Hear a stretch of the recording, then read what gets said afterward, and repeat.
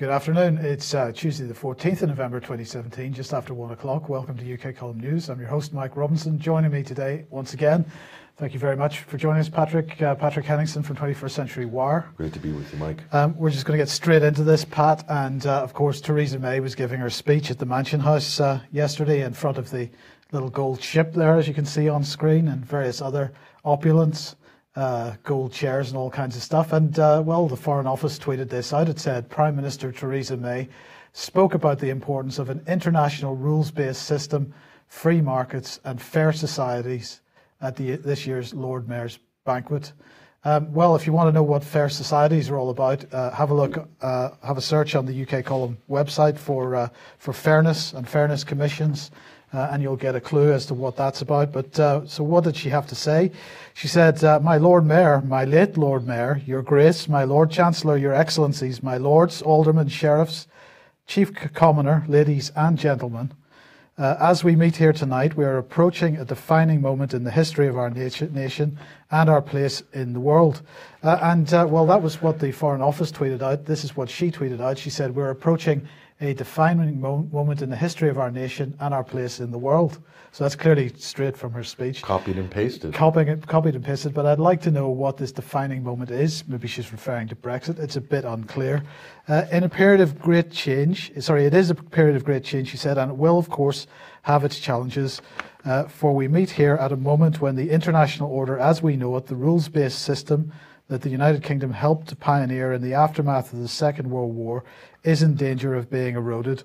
A moment when some states are actively destabilising the world order to their own ends, claiming that the rules and standards we have built and the values in which they rest no longer apply. Pat, am I imagining things? There's a level of unprecedented arrogance in this. Why should any nation, let's forget about the whole North Korea, Iran, Russia, China business. Why should any nation simply abide by a set of rules that were applied by a group of people some decades earlier? Why should they not be entitled to revisit those and perhaps work to have them changed? Especially if those rules that were put in place, if we want to talk about the Bretton Woods system, or we want to talk about the move to the petrodollar or the secret deals which Saudi Arabia and the United States have had for years to recycle petrodollars and prop up a fiat global reserve currency. If you want to call those as international norms, they seem to only benefit a few parties. Now, we live in a very different world. Theresa May is absolutely correct. There are a number of insurgent forces on the move from the Far East, from Asia, and from around the world. Things are not what they used to be 150 years ago, that's for certain. Absolutely. So what else did she say? So she went on to say, so as we reach out into the world and write this new chapter of our national history, the task of a global Britain is clear: to defend the rules-based international order against irresponsible states that seek to erode it. And the comprehensive new economic partnership we seek to will underpin our shared commitment to open economies and free societies in the face of those who seek to undermine them. Chief among those today, of course, is Russia. Russia's illegal annexation of Crimea was the first time since the Second World War that one sovereign nation has forcibly taken territory from another in Europe. We can go and take territory from whoever we like, Patrick, so long as it's not in Europe. Well, Kosovo, does that count? No. Well, possibly, okay. But anyway, Russia is seeking to weaponize information. Weaponize information. Yes, it's deploying its state-run media organizations to plant fake stories and photoshopped images. Photoshop, Theresa, is not a verb. Can I just point that out? And photoshopped images in an attempt to sow discord in the West and undermine our institutions. So I have a very simple message for Russia, she said. We know what you're doing, and you will not succeed. You will not succeed. We know what you're doing, and you will not. It's because you underestimate the resilience of our democracies and enduring attraction of free and open societies, the commitment of Western nations to the alliances that bind us. So there you go. What do you make of that? Is that a threat? That's interesting. So first, let's go back to the statement she made that there are countries that are destabilizing areas around the world, actively destabilizing. I can think of no better example of a collection of countries that have been very active in destabilizing many different theaters around the world, including the Ukraine. And first and foremost is the United States, followed by its special relationship partner, the UK, followed by France and other NATO member states, but also Saudi Arabia and Israel, and Saudi particularly, pumping billions of dollars into jihadist groups in Syria and ISIS in Iraq and Syria to destabilize those two countries. And we have a special relationship with Saudi Arabia, we're told constantly, Mike, and Britain and the U.S. providing military backing to Saudi Arabia as they illegally, in violation of all international law, committing genocide against the people of Yemen. So what exactly could Theresa May be referring to? Is Russia doing all this? Somehow I don't think so, Mike. Well, Russia apparently is, because Russia's alleged meddling in the Catalan vote. The headlines keep coming, but we did discover something pretty disturbing here, Pat. Yeah, well, we were going to sort of bind this with the BBC Raqqa story. Do we still have that story? Okay, the BBC, it's interesting, have just released a story today claiming that the U.S. and the U.K. And the Syrian Democratic Forces, the SDF forces in Syria, have somehow allowed 600 ISIS fighters to escape Raqqa when it was being evacuated a few weeks ago. And the BBC released this report today, Mike. And I was floored, as many people have. The BBC have actually potentially released a truthful report in Syria. I don't know, I'm practically speechless, Mike. But yet, this is the same exact story which we reported at 21st Century Wire a couple of months ago about when Deir ez-Zor was being liberated. ISIS was being kicked out of Deir ez-Zor, not by the British military, but by the Syrian Arab Army, with the help of the Russians, Hezbollah, and Iran. Those ISIS commanders were being airlifted out of Deir ez-Zor. Okay, and so this is the coalition, in the full knowledge of the coalition, maybe actually actively airlifting them out in our choppers. Okay, now the BBC have put this Raqqa story out today, which is stunning. Okay, and if it is indeed, a good report, and we're going to applaud the BBC for that, but it really puts the U.S., the UK in the firing line, Mike, on this story, and the Kurds. The Kurdish SDF forces, which have been lionized as some sort of heroic force over the last few years by the Western media, since they were formed, I think, in the spring of 2016. And they're now colluding with ISIS, allowing 600 bloodthirsty, battle-hardened ISIS fighters and officers to escape Raqqa under the nose and supervision of the U.S.-led coalition. So, Mike, this stuff that RT has been reporting for years. So is Putin now in charge of the BBC? Are the Russians meddling or manipulating the BBC's coverage that they did this Raqqa story? This is the big question. So this is a BBC newsroom, and look what we see in the back there. That's proof that the Russians are meddling in the BBC, Mike. It's right there. We've got the evidence. That's Putin in the BBC newsroom. He's controlling all of this. Controlling it all. This report on Raqqa is because of the Russians, Mike. They're weaponizing the information and getting it into the BBC.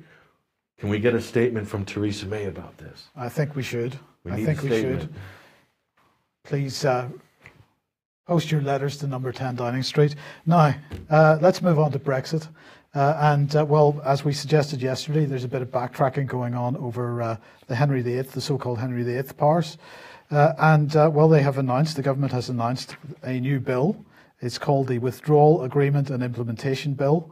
And that's going to give legal standing, they say, to separation from the EU. So basically what's going on is that the howls of protest, rightly so, over the so-called Henry VIII powers, which would have allowed government ministers to make decisions and apply legislation through the use of statutory instruments, so-called secretary legislation, Parliament having no say over that. The government is now backtrack on that, and any agreement over the so-called Brexit is going to be put in front of Parliament. through this withdrawal agreement and implementation bill. This is what David Davis had to say. We've always said we will do whatever is necessary to prepare for our exit, including bringing forward further legislation. And that is exactly what we are doing. Do you believe that for a second? I do not. This is another important step, he said, that demonstrates our pragmatic approach to getting our house in order as we leave the EU. Well, people already complaining about this bitterly. Heidi Allen tweeting, pointless if we've enshrined a drop-dead date in the bill, which is the other Brexit bill, and get a deal at the 11th hour. There'll be no time, and it offers no safeguard if no deal is reached. Unacceptable. This is simply designed, Patrick, to create more chaos over Brexit within the Houses of Parliament, within the Commons, and to keep the noise level at a point where most people aren't paying attention because the media is concentrating on the noise. And let's think about why that might be, because yesterday we showed Boris Johnson's doorstep statement at the European Council Foreign Affairs meeting. And as you heard, he blustered and he talked a load of nonsense for quite some time. And then in the last 30 seconds, he mentioned defence union. Well, here is the press release that came out from the on the gov.uk website after that. And if we scroll down, there is a video clip, which is on the Foreign Office YouTube channel, of Boris's statement. And any mention of military union has been removed from this. It has been edited out, Patrick. And I find that I find that pretty spectacular because, as you said to me earlier, since when is the Foreign Office a media organisation which edits anything? The man made a statement. Why are we not able to see the statement in full on the Foreign Office website? So that's a minister with one of the most important portfolios in government, the Foreign Secretary, head of the Foreign and Commonwealth Office, made a public statement at a major public meeting, okay, with global implications, not just for Britain and for Europe, but globally. And this has been edited, Mike, by the government. This is what media organizations do. That's called propaganda when media do it, right? But when government does it, is this propaganda as well? I mean, imagine if the Russians had done this, Mike, and they've chopped off half of Putin's speech when he made some reference to Syria or Russian foreign policy. The West would then jump all over that and say, oh, this is censorship and it's Kremlin propaganda. Well, here's the British government doing it with Baza and cutting out the bit about European military unification. Mike, it's kind of an important issue. Are they trying to hide something? I think that's exactly what they're doing. Somebody in the chat box saying that Boris needs to be edited out altogether. Well, that is a fair statement. Many people have made that argument, actually, so yes. There's a lot of traction on that. Okay, well, getting back onto the Mansion House speech by Theresa May, she moved on from international rules-based order to some of the conflicts that are going on around the world, and she had this to say about the Rohingya crisis. Our efforts to respond to the desperate plight of Rohingyas, brought home to us again on our TV screens so graphically today, with heartbreaking images of young children emaciated and pleading for help. This is a major humanitarian crisis which looks like ethnic cleansing, and it is something for which the Burmese authorities, and especially the military, must take full responsibility. The UK is already the largest donor in response to this crisis, and we will continue to play a leading role in bringing the international community together, working through the UN and with regional partners to do everything possible to stop this appalling and inhuman destruction of the Rohingya people. So, Patrick, we're going to pour more money in. We've been pouring money in already, and of course that money has made a huge difference because more people have been leaving the region. So is that money going to help, or is it going to cause the problem that's there? We're going to put more money in there. We're going to continue to step up our efforts to respond to the desperate plight of the Rohingya. It's now a major humanitarian crisis, which looks like ethnic cleansing. Which looks like ethnic cleansing. That's an interesting choice of words by Theresa May, Mike. She said it looks like ethnic cleansing, and then before that, she was talking about the images coming through our TV screen. So again, we have a situation of what is the government reacting to here? Are they reacting to images on YouTube or TV screens? This is what the United States was reacting to when it launched a cruise missile strike after an alleged chemical weapons attack by the Syrian government in Khan Shaykhun and Idlib at the beginning of April 2017. The U.S. government was reacting. It engaged in an act of war against another sovereign state based on a couple of YouTube videos. So what exactly is Theresa May saying, that foreign policy can be based on what news coverage from Al Jazeera or the BBC? What's actually going on in Myanmar, and didn't we absolutely cover this? We did 2 months ago with our analyst Garrett O'Coleman. That's right. Now the Burmese army saying that the Rohingya ethnic cleansing suggestion is fake news, according to the Times. Do you think that's the thing that concerns me about this? Is it is an extremely complex issue, as we covered a number of weeks ago, as you say, with Garrett Coleman. What concerns me most about this is the media coverage of it and the way that is playing into a political narrative. And so in that sense, I think the Burmese army is probably right on the money here, suggesting that it's fake news. It could very well be. It's important to look at all the different media coverage and also check the analysis as well that's coming out about that media coverage. But so many times, Mike, we know that the mainstream media, the Western mainstream media, likes to get a narrative, and everybody stays on message right across the print, right across the broadcast, and all the online journals as well. They stick to that narrative. Look how they did this in Syria from day one. They said, oh, it's an Arab Spring, the peaceful protests and so forth. Later we find out that that's not actually what happened in any of these places in Syria, and that this was actually very well coordinated. It was violent, it was armed, it had a extremist religious bent to it, but yet despite all this, for years, Mike, years, the entire mainstream media, including the BBC, were portraying this as this sort of moderate rebels and the sort of freedom and loving democracy bands of student protesters and whatnot just want a chance at democracy in Syria. And we find out later that there are hundreds of thousands of armed violent terrorists holding whole communities hostage in Syria. Now the truth is coming out, of course, but the mainstream media have been mischaracterizing that conflict for years. And I think the same potential in a place like Myanmar with the Rohingya crisis, there is that potential that the media would engage in the same sort of groupthink on the issue because they like that narrative sells,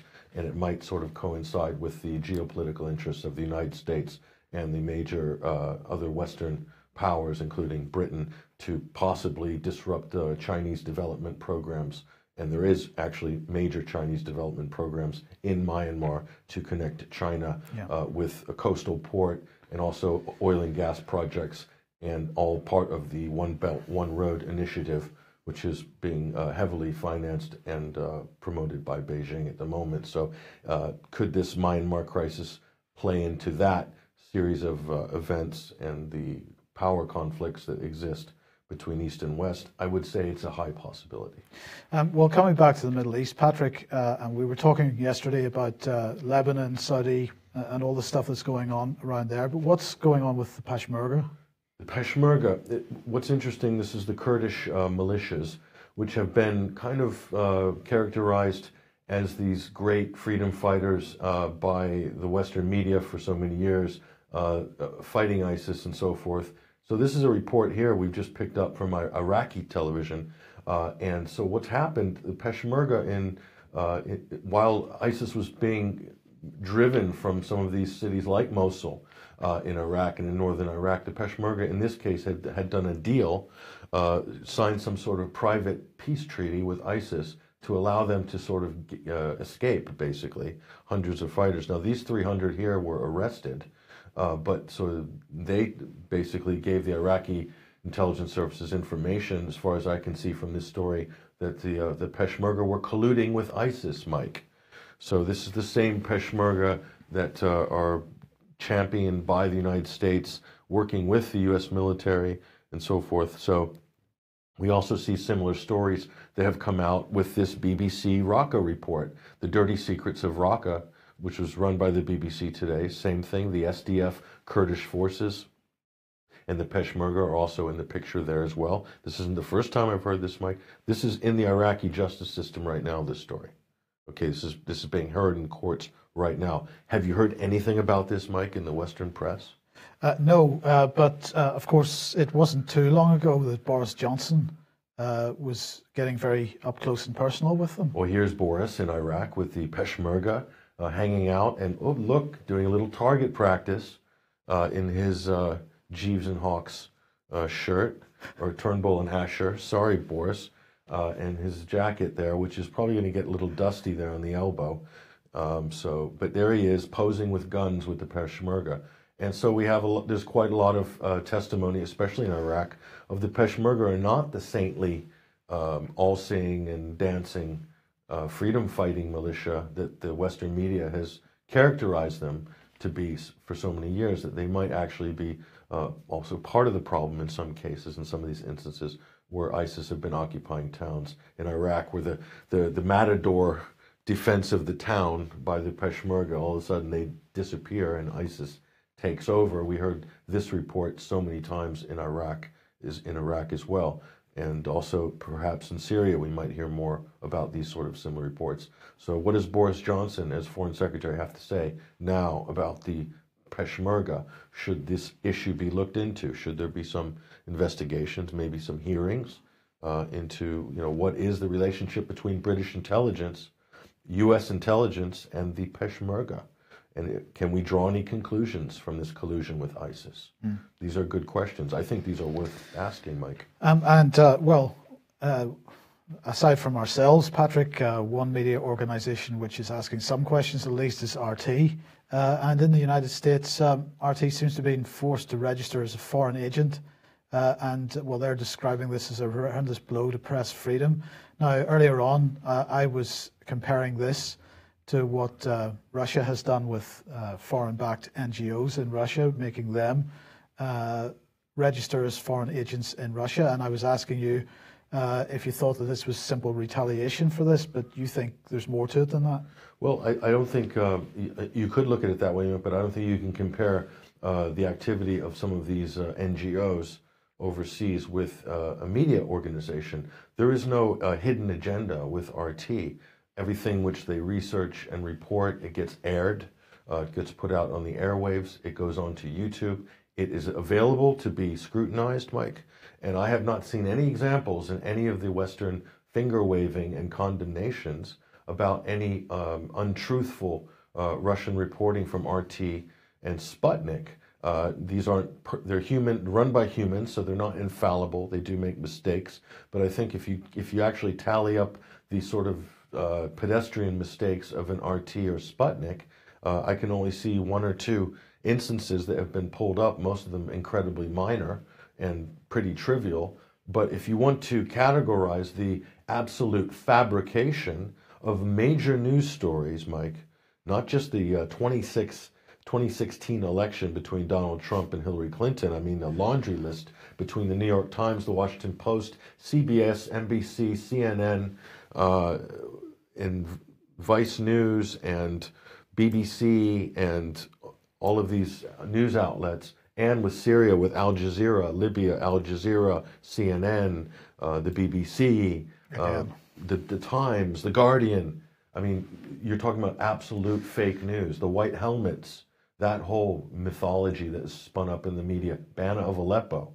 You're talking about some serious, major, multi-billion-dollar propaganda campaigns, Mike. And to somehow say that RT is doing anything like this, those are all provable examples I just mentioned, Mike, but I can't find anything in RT's reporting that approaches even the same. I mean, if it's propaganda, then what do we call what we're producing in the West, Mike? Should we make a new category? Is propaganda just nothing now? make a new category for what the West is producing in terms of disinformation and lies to sort of sell various wars and humanitarian interventions. I don't really know what to say, Mike. It's pretty obvious. Indeed. Well, look, let's move on to the increasing sex scandals that are going on. This is Daisy Goodwin, a television producer, saying that she was groped by a 10 Downing Street official. None of these reports ever getting close to any of the real disturbing activity that goes on via the House of Commons and so on. But in the United States, Patrick, it's getting even more interesting. We've got George H.W. Bush. I believe, is it now 6 people making accusations against him now? Yeah, a 6th woman has come forward to accuse the former U.S. President George H.W. Bush of some sort of groping. And the first of which that came forward was actually a fairly high-profile person. She was an actor. This was in a sort of during a public photo. And so poor old George W. Bush here at the tender age of 90-something in a wheelchair, and he's having to field some of these accusations. So this is the president's Go ahead.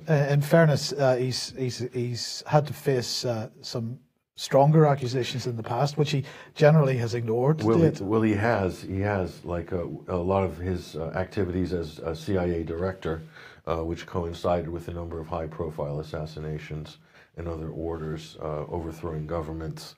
And some people have even put him into the frame with the whole JFK affair as well during that time. So yes. Certainly he's got an interesting past. The news in the Telegraph today is that Joe Biden claims that Barack Obama repeatedly discouraged him for running for U.S. president, and there could be many possible reasons for this.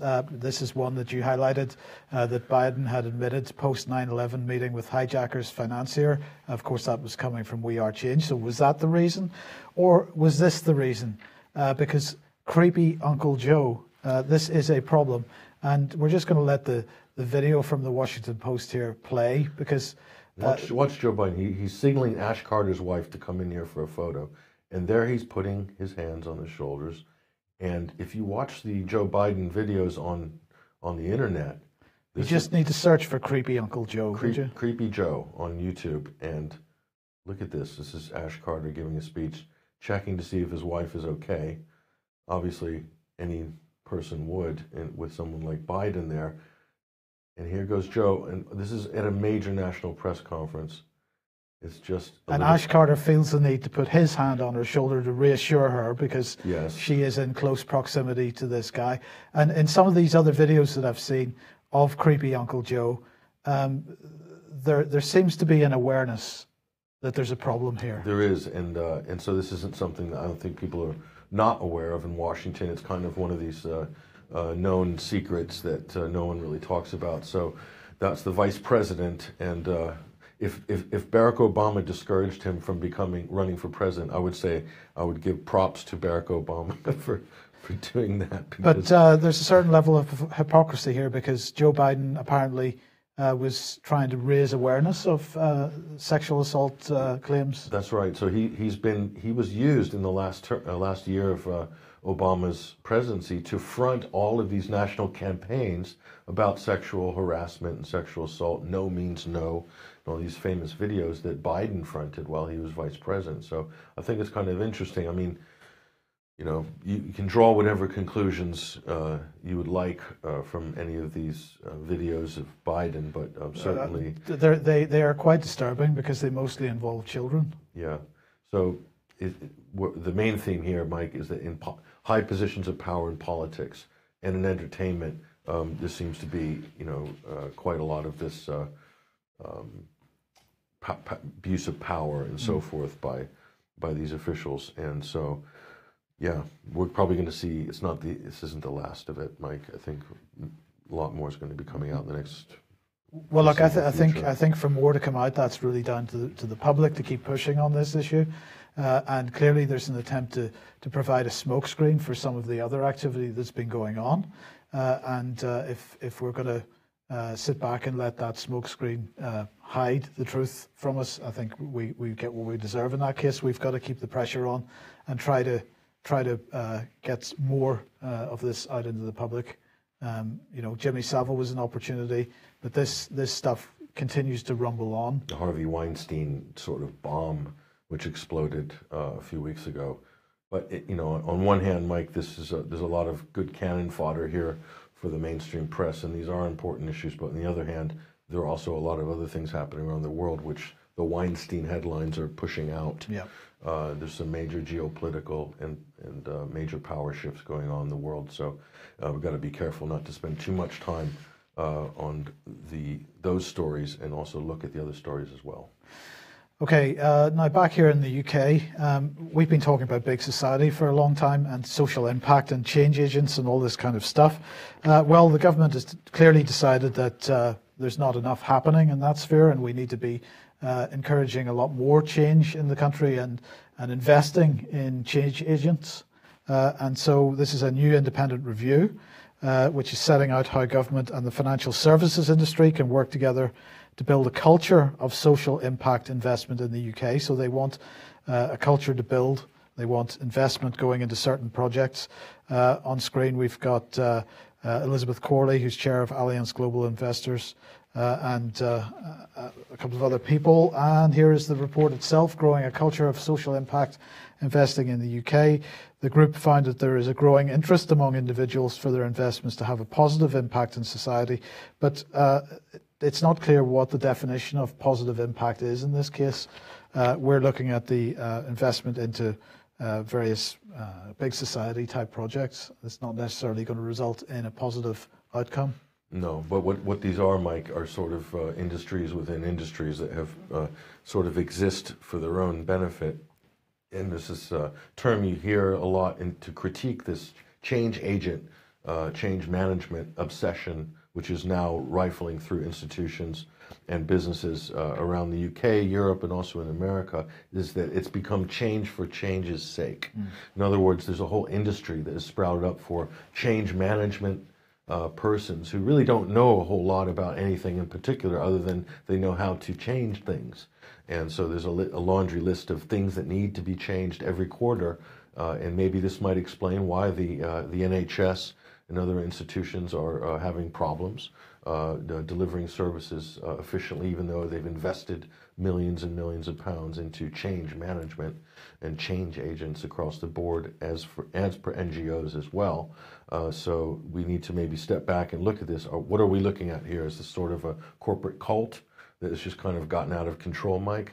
And it's not really serving the public or improving services or products, but what it is, it's creating a whole industry for people in change management. This is a question that a lot of critics are asking right now. Well, one of the major victims for this, of course, is the National Health Service, as you say. And so do get onto the UK Column website and dig out the article, Towards a Million Change Agents, if you have not read that yet, because that, of course, was the stated intention, to have 1 million change agents working within the National Health Service. And then you ask, why does the National Health Service need to have a continually rising budget? It's not for healthcare, it's for the change agenda, and this needs to be stamped on pretty firmly. And if this is infiltrated like the Foreign Commonwealth Office, or this is infiltrated major government departments and universities and things which it has, then that might explain, Mike, the sort of dysfunctionality of foreign policy. And what we're seeing, this chaos that we see around the world, might have something to do with this sort of invasion of the change agent or the common purpose agenda as well. So these are things that people need to take a close look at and find out, hey, what's happening behind the scenes at these institutions? Why are things not functioning as well as maybe they have in the past? Yeah. Okay, well, look, we'll leave it there for today. Thank you very much, Patrick, for joining us. Thank you for joining us. We will be back at the same time, 1 p.m. tomorrow. Brian will be back in the office, so we'll see you then. Thank you. Bye-bye.